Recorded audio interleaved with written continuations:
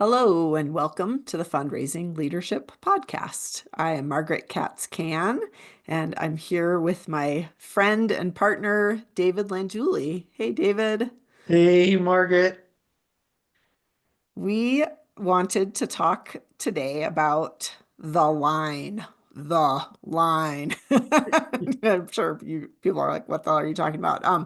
In Isn't there an coaching, old song, "Walking the Line"? It's it's a Johnny Cash song. I'll yeah, John. walk the line. Yeah, All right, but let's walk the this line together. let's walk the line. So when we're talking about the line, we're really talking about your outlook, your mood, your perspective on what's going on around you. And when you are above the line, you are in flow, you are connected, you are open, Mhm, right? You can summon curiosity, you can listen better.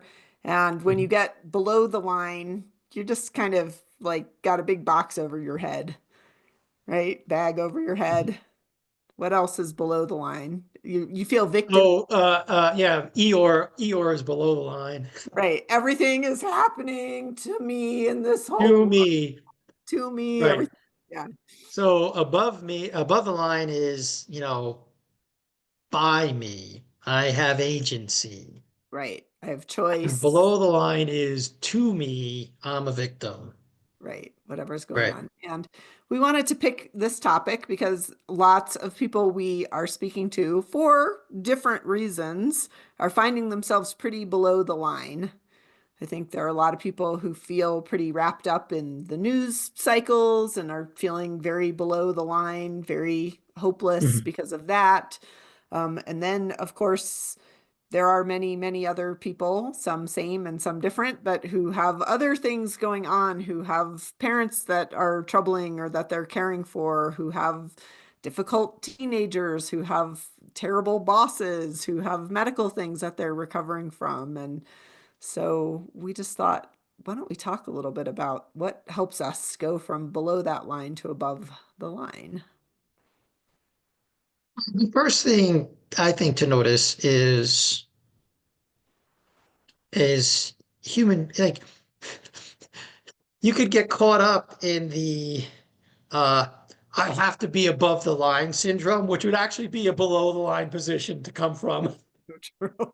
Right. Like if you start to worry about like not only am I below the line, but now I'm worrying that I'm below the line. Ah! Right, Yeah. exactly. Yeah. So like judging yourself as being below the line would be a below the line thing. It's gonna Or propel you further or below the line. or saying, "Oh, look at me, how good I am. I'm above the line." That actually is a below the line thing. Yeah. But you might notice that you feel spacious or right, Right. like not it's not a report Joyful, card. Yeah.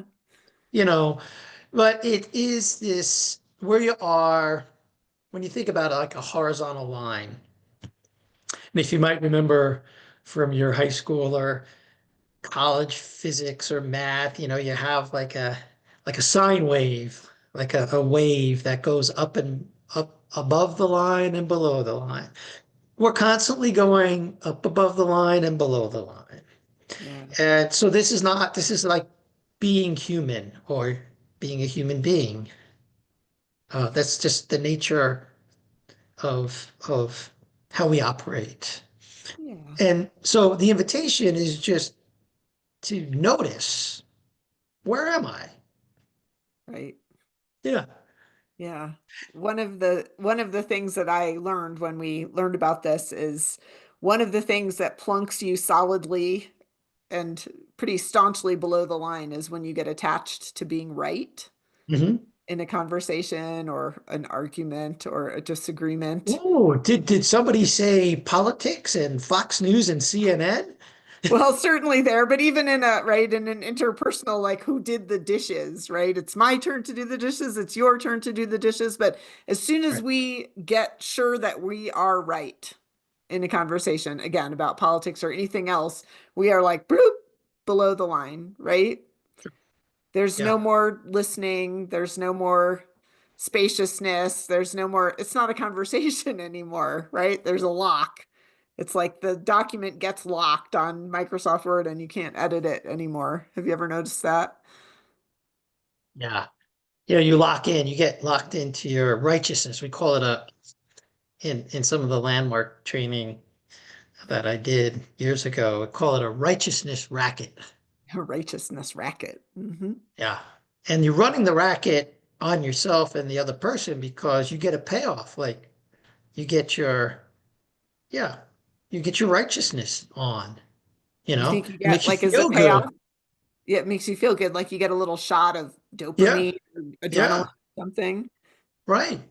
No, exactly right. I think that's exactly right, Margaret. That's a what? Say that That's again. ex- that's exactly right, Margaret. That's right. Oh my gosh, I'm right. I'm right. Yeah. Um, Yeah.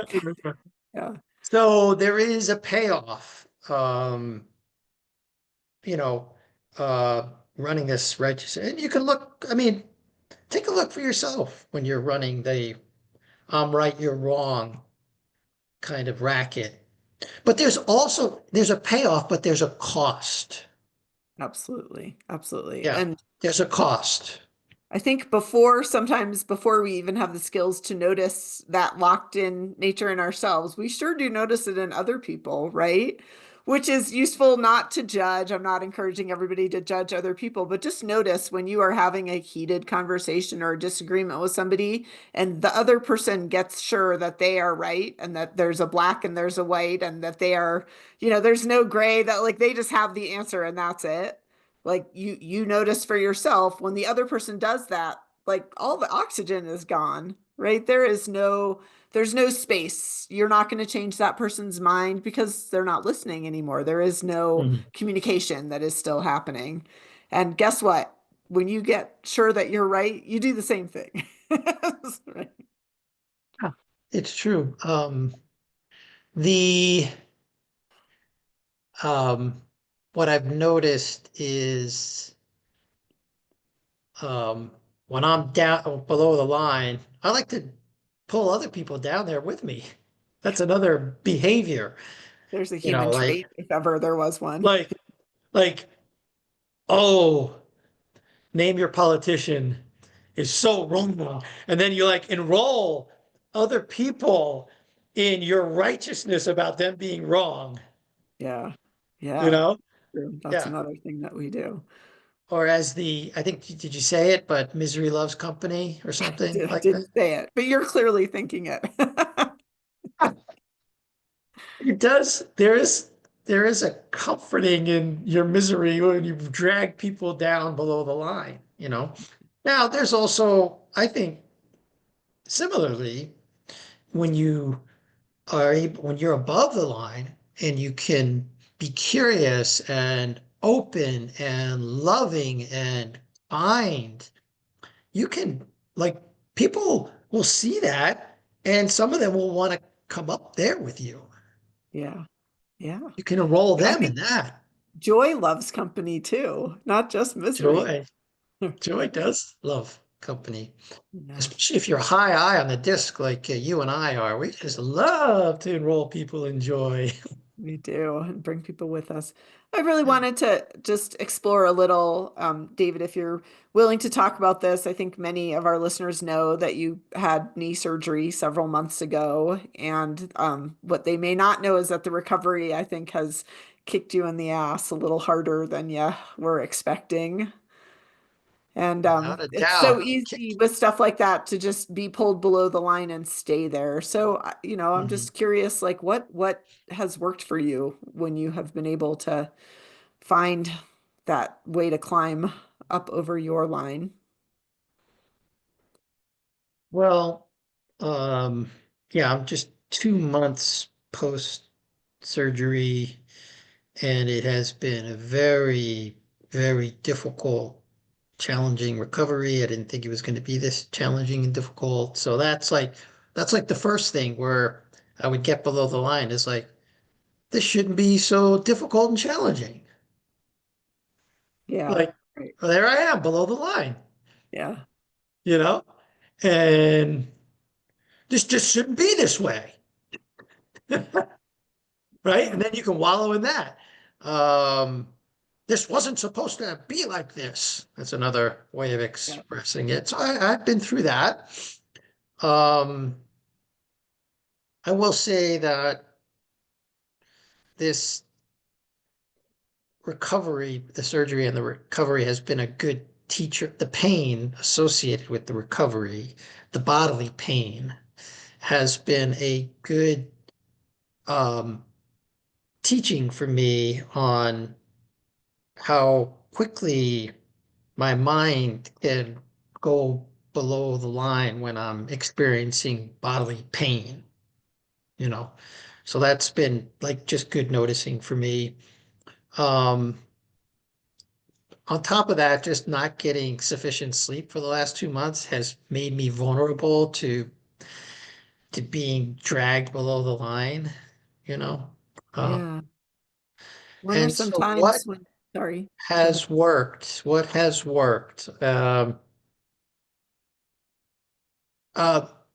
doing my best to, this was a struggle, get back into some semblance of my routine. Like we talk about this in our positive intelligence program, having a morning routine and establishing a morning. I was way off my routine, and but I've been chipping away at it. It's been coming back, and that's been very helpful.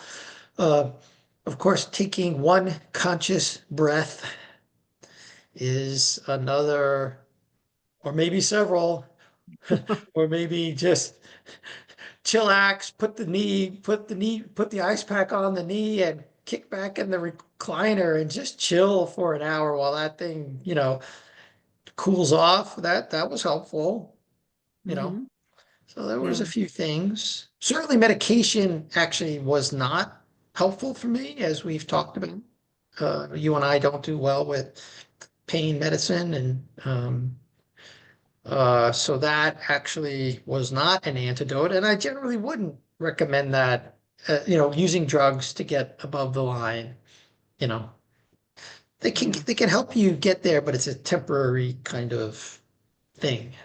Not saying don't do it, but it's like there's no permanence to that. There's no, like, you could pop pills every time you feel like you're going below the line, but I wouldn't recommend it.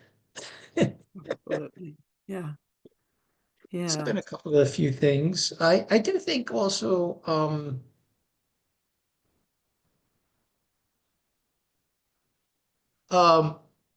having good friends and family around, like in my case, my wife Lillian has been, encouragement. That would be what has helped me Hmm. when I couldn't see my own progress. Having some encouraging words. It's something we do in coaching quite a bit. You and I, like, and we talk about acknowledging clients for who they're being that they don't can't see, or just I do a lot of encouraging of my clients because that's just who I am. Um, Yeah. because sometimes they just need some encouragement, Yeah. and I needed some encouragement. Right. So asking for help is also, I think, right. Asking for help, and I've been doing a lot of that. Yeah. I had to necessarily. Yeah. Uh, yeah, I think encouragement is like a super, important. I don't know if we really talked about it in the context of leadership and management, but as a leader, I think it's absolutely necessary for you and the audience who are leaders to encourage your people, especially when the going gets tough. Yeah.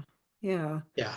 I'd love to share some strategies in a minute, things that are working for me, but I want to stay with this topic of encouragement because I think there's a way where if it slips towards being just an anonymous cheerleader kind of thing, I don't think it's useful. So I think, to really encourage somebody, it has to be very personal, right? It really has to see where somebody is and right? It has to be very customized for it to land and have impact.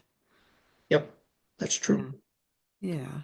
So Um, it's not always like, you're doing great, David, right? Like that would be a pretty that anonymous, will not land very well. go, David. Yeah, not so much.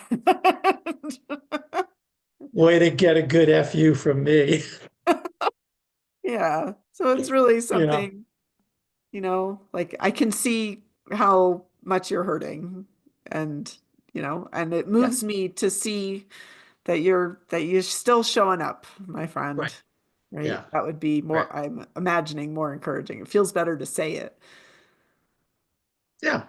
I think that is a beautiful way to encourage someone.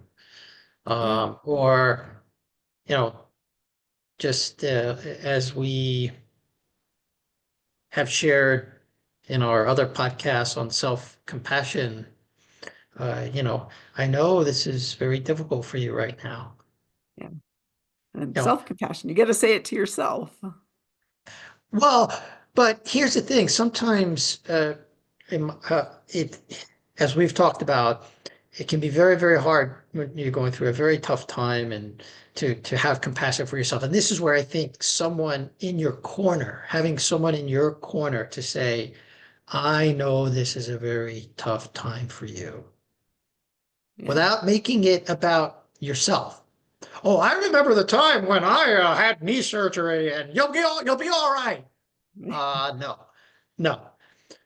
I know this is very tough for you.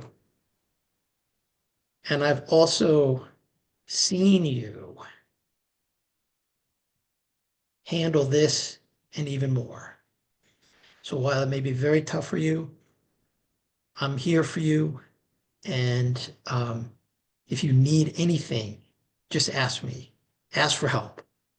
You could say something like that. Yeah. Sounds like So how somebody about who you? gets it. How do you deal, like you're going through, I know you're feeling very off balance with everything that's going on in the United States and the political realm. And so I know I can't remember the word, how you describe it. The sensation that The you, swirl, the the swirl. swirl, right? Yes. Yeah. Swirl, And the real swirl.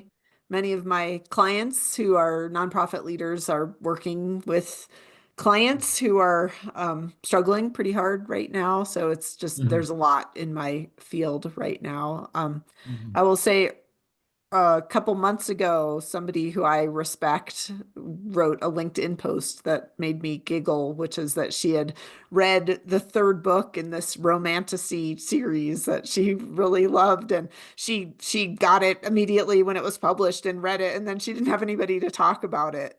And so she did a LinkedIn post about it, and apparently somebody from England had also finished reading it and they spent all day like IMing each other about the book. And so she had her little book club with somebody she had just met on LinkedIn. The point of that though was like, what can you do that just is your guiltiest, funnest, most indulgent pleasure a little bit of the time? What can you do where if you are checking out and if you are not working or doing family time, like what's the activity that fills your tank that gives you so much joy again? And because I'm me, I started reading the series that she recommended. I'm totally a reader. That's something that I love doing. So, but it's really been looking for what is my most fun way to spend a half hour, an hour if I'm taking a break. I would say the second one is just sunshine, getting outside, moving my body just as much as possible. And the third thing, and this is when we're really, really stuck below the line, and this is a technique that some people may have learned from a therapist, but it's really it's asking yourself, what's one or two things that I can see right now, and then seeing them. What are one or two things I can hear right now? It's an adaptation of a PQ rep, basically. What are one or two things that my fingers can touch that have some texture? And by inviting yourself into that moment of somatic mhm, engagement, that actually, I think the science of that is that can help pull you back above the line too. And those are for moments of pretty extreme frozenness below the line. mhm, That's a super helpful technique. mhm. Yeah. Those are some of the things I'm working with. And like you, David, family time, time with friends, trying to, find things to laugh about. So those Yeah. have been my Well, techniques. I was on a live session with Jim Dethmer today, which kind of prompted this podcast where he and his colleagues created this above the line, below the line They created the methodology. line. They invented the line. No, they didn't And invent given that they will come and sue you, that would be below the line. Uh, below the line. They've yeah, not yet copyrighted the line. the Out line, there. exactly. Um, and he led us through, first of all, he's got a very calming presence, Jim Dethmer does, as you've experienced him also in another training Yeah. that we did together. But, you know, he led us through just a very mindful observation, like just like right in this moment, just in this moment. Can you just go into the body? That's where I think your what can I see? What can I touch? What can I hear? Can be super helpful to slow you down. Yeah. And like, no, right in this moment, I'm okay. Right in this moment, yes, my knee hurts, but I'm okay. Like, even if you're in bodily pain, right in this moment, I'm safe. But there's a few things that can help you come back above the line. Yep. Yeah. So I thought that was brilliant that Yeah. Jim's still out there helping us humans get above the line. Yeah. Yeah.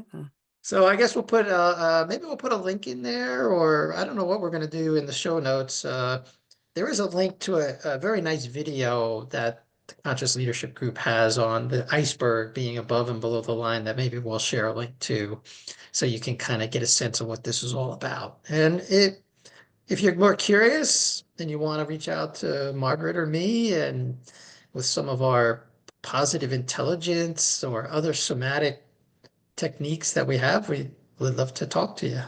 Yeah. Give us a call. All right. Take care.